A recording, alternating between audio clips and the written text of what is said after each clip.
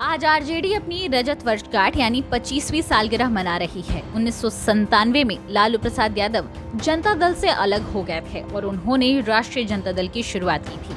आज 25वीं वर्षगांठ पर आरजेडी बड़े स्तर पर कार्यक्रम कर रही है। आज लालू यादव पार्टी के नेताओं को और कार्यकर्ताओं को संबोधित भी कर रहे हैं। जमानत पर छूटने के बाद लालू यादव ने सबसे पहले दैनिक भास्कर को इंटरव्यू दिया है। इंटरव्यू में उन्होंने क्या कहा है, जरा सुनिए। लालू राबड़ी के 15 साल बनाम नीतीश के 15 साल को कैसे देखते हैं? यह तुलना बिना पूर्वाग्रह के आने वाला इतिहास करेगा। 1990-2005 के शासनकाल का सामाजिक आर्थिक विश्लेषण करते हुए हमारी परफॉर्मेंस का आकलन करना होगा, तब जाकर असली बात सामने आएगी। विकास का प्रथम सूचकांक मानव विकास होता है। हमने 90 के दशक में पिछड़ों और दलितों को उनका हक दिया। नीतीश के 2005-2021 के कार्यक्रम का प्रोपेगेंडा आधारित गवर्नेंस का सच अब पूरा देश जान चुका है। राजनीति में सक्रिय भूमिका निभाएंगे या मार्गदर्शक बनकर ही रहेंगे? नेता कभी रिटायर नहीं होता। राजनीतिक सक्रियता अर्थ सिर्फ संसद और विधानसभाओं में चुनावी है क्या?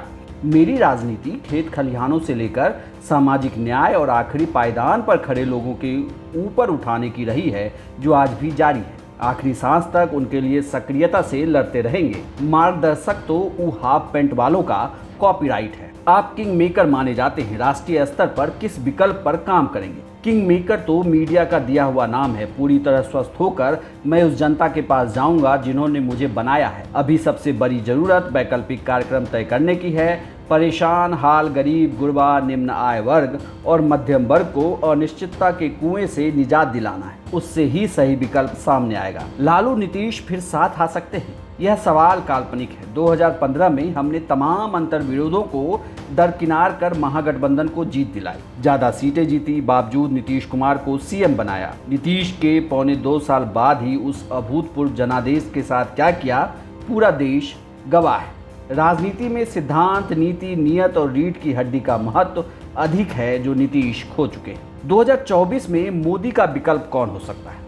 गांठ बांध लीजिए, जो चेहरा भी होगा वो तानाशाही, अहंकार और आत्ममुग्धता से कोसों दूर होगा।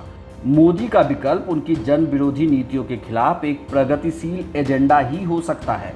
एक बार जब वैकल्पिक कार्यक्रम को लोग स्वीकार कर लेते हैं तो चेहरे का संशय समाप्त हो जाता है। पिछले 6 साल के शासन से तय हो गया कि आत्म केंद्रित व व्यक्ति केंद्रित शासन लोकतंत्र की जड़ों को मजबूत नहीं कर सकता। क्या आप जैसे जमीनी नेता का रूप तेजस्वी ले पाएंगे? एनडीए का आरोप है कि वो अधिकतर दिल्ली में रहते हैं। तेजस्वी की सक्रियता का ही परिणाम है कि नीतीश 40 सीट में सिमट गए। नीतीश 16 सालों से सत्ता में है, खुद कुछ नहीं करते। कोरोना में 4 महीने से अधिक समय तक डर के मारे घर से बाहर नहीं निकले। वहीं तेजस्वी बाढ़, सुखाड़ से लेकर बेरोजगारी को मुद्दा बना पूरा बिहार घूमा है। मुजफ्फरपुर बालिका गृह कांड को तो वो दिल्ली के जंतर मंतर तक लाया। जुलाई 2017 में नीतीश द्वारा सरकार से हटाने के बाद तेजस्वी ने सड़क मार्ग से प्रखंड और पंचायत स्तर तक 18,000 किलोमीटर का सफर तय किया। 3 बार पूरे बिहार का भ्रमण कर चुका है। उस पर किसानों, बेरोजगारों और लॉकडाउन में श्रमिकों का साथ देने के कारण आधा दर्जन से अधिक मुकदमे दर्ज किए गए। आरजेडी की रजत जयंती कार्यक्रम में लालू यादव के संबोधन को आप बिहार तक पर भी सुन सकते हैं, वो भी लाइव। तो देखते रहिए सिर्फ बिहार तक।